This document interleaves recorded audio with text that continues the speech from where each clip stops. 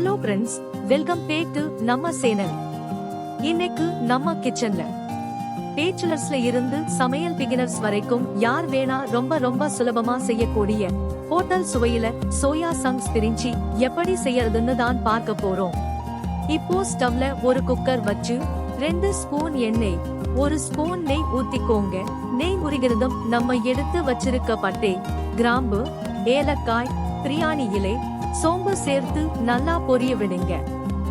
அடுத்து நீளமா நறுக்கின வெங்காயத்தையும் சேர்த்து பொன்னிறமா வதக்கிக்கலாம்.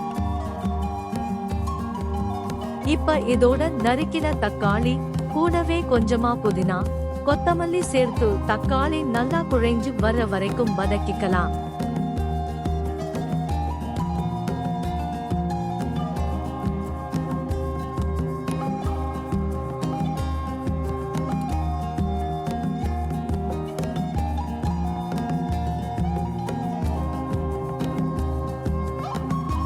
ஊற வச்ச பச்சை பட்டாணியை சேர்த்துக்கோங்க.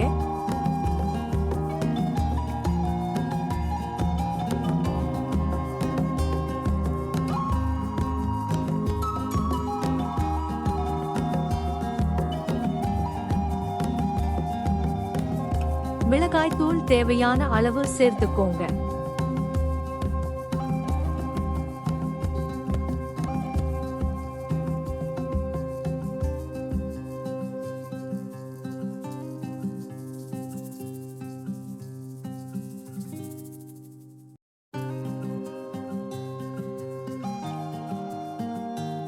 ரெண்டு கப் பாஸ்மதி அரிசிக்கு 3.5 கப் தண்ணி கரெக்டா இருக்கும். நம்ம பிழிஞ்சு வச்சிருக்க சோயாவை உள்ள சேர்த்து மசாலாவோட நல்லா கலந்து விடுங்க. ஜூட் மசாலா எல்லாம் சோயாவுல நல்லா பொடிச்சதுக்கு அப்புறம் இதோட பிரிஞ்சிக்கு தேவையான அளவு உப்பையும் சேர்த்து நல்லா கலந்து விட்டு தண்ணியை கொதிக்க விடுங்க. தண்ணி நல்லா கொதிச்சு வரும்போது நம்ம ஊற வச்சு தண்ணியை வடிகட்டி வச்சிருக்க பாஸ்மதி அரிசியை உள்ள சேர்த்திடலாம். அரிசி உடைஞ்சிராம மெதுவா கலந்து விடுங்க.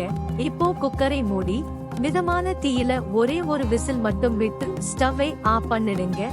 பிரஷர் தானா அடங்குற வரைக்கும் திறக்க வேண்டாம்.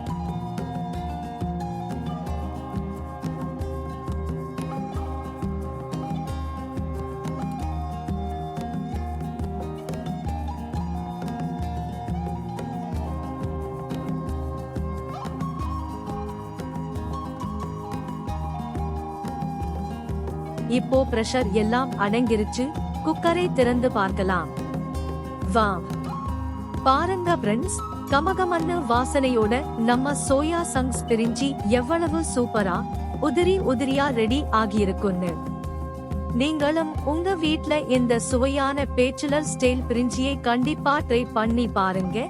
இந்த வீடியோ உங்களுக்கு பிடிச்சிருந்தா லைக் பண்ணுங்க, ஷேர் பண்ணுங்க, நம்ம சேனலுக்கு மறக்காம சப்ஸ்கிரைப் பண்ணுங்க. அடுத்த வீடியோல பார்க்கலாம்.